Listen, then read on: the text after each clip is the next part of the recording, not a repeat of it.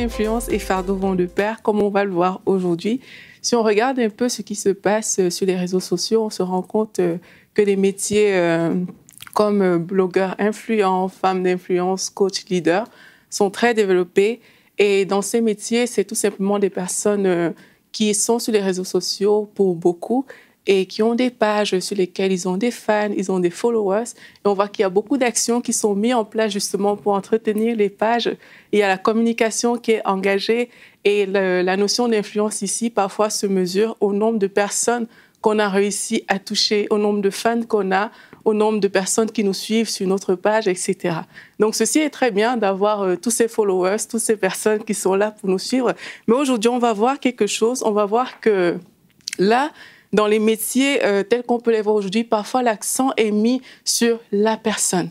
L'accent n'est pas mis sur les followers, sur les personnes qui sont censées suivre. Donc les moyens de communication en fait sont engagés pour qu'on puisse suivre moi, la personne qui est le blogueur influent par exemple. On fait tout, mais le focus est orienté sur nous, mais pas forcément sur les personnes à qui on veut, sur lesquelles on veut avoir de l'influence.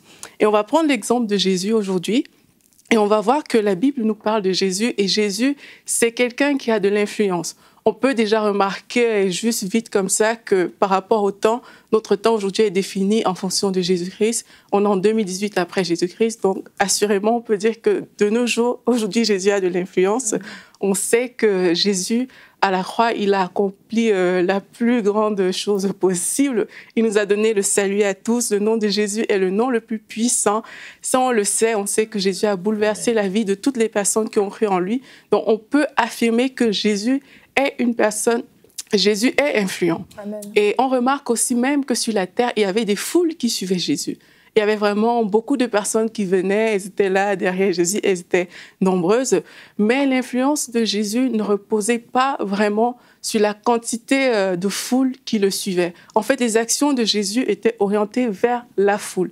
Ces actions n'étaient pas orientées vers lui pour que les foules le suivent, mais Jésus orientait ses actions vers la foule parce qu'il avait comme désir, son but c'était d'accomplir la volonté de Dieu en fait. La Bible nous dit dans Luc 4, verset 14, que Jésus, revêtu de la puissance de l'Esprit, retourna en Galilée et sa renommée se répandit dans tout le pays d'alentour. Il enseignait dans les synagogues et il était glorifié par tous. Donc là, on peut voir que la renommée de Jésus se répand alors qu'il est en train d'enseigner dans les synagogues. Jésus n'a pas fait des actions de communication très avancées pour dire aux gens de venir. Il était en train d'accomplir la volonté de Dieu et naturellement, il y avait des gens qui était en train de le suivre. Donc, son regard était tourné vers les perdus. La Bible nous dit que quand Jésus y voit la foule, par exemple dans Marc 6 au verset 34, Jésus vit une grande foule, il fut ému de compassion pour eux parce qu'ils étaient comme des brebis qui n'ont point de berger et il se mit à leur enseigner beaucoup de choses.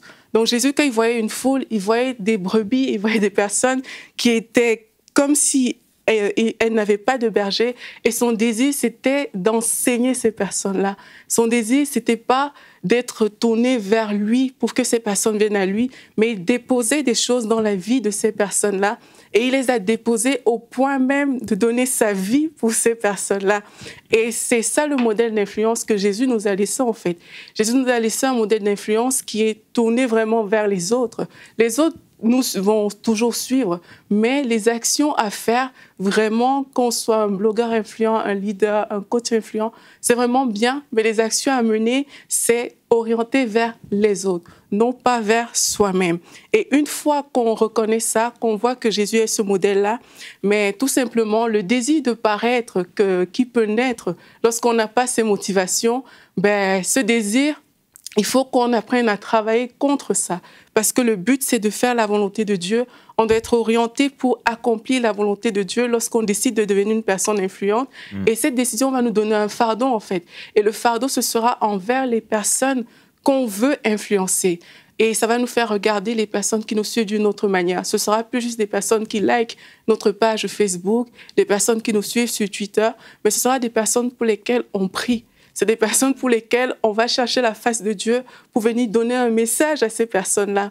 Et nous, le regard soit orienté à ce moment-là vraiment vers ces personnes. C'est Seigneur, qu'est-ce que je peux écrire, qu'est-ce que je peux dire qui va changer la vie de ces personnes? Ça va nous faire passer le temps dans la prière, ça va nous faire aussi éviter le compromis quelque part, parce que quand on tourne le regard vers nous, ben c'est plus facile de tomber dans le compromis, mais quand on tourne le regard vers les autres, mais là on se rend humble, on dit Seigneur, quel est le message que tu veux que j'apporte à ces personnes qui me suivent?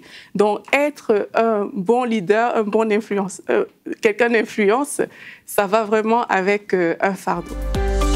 Retrouvez la suite de ce programme dans l'émission Bonjour chez vous sur ENCI TV.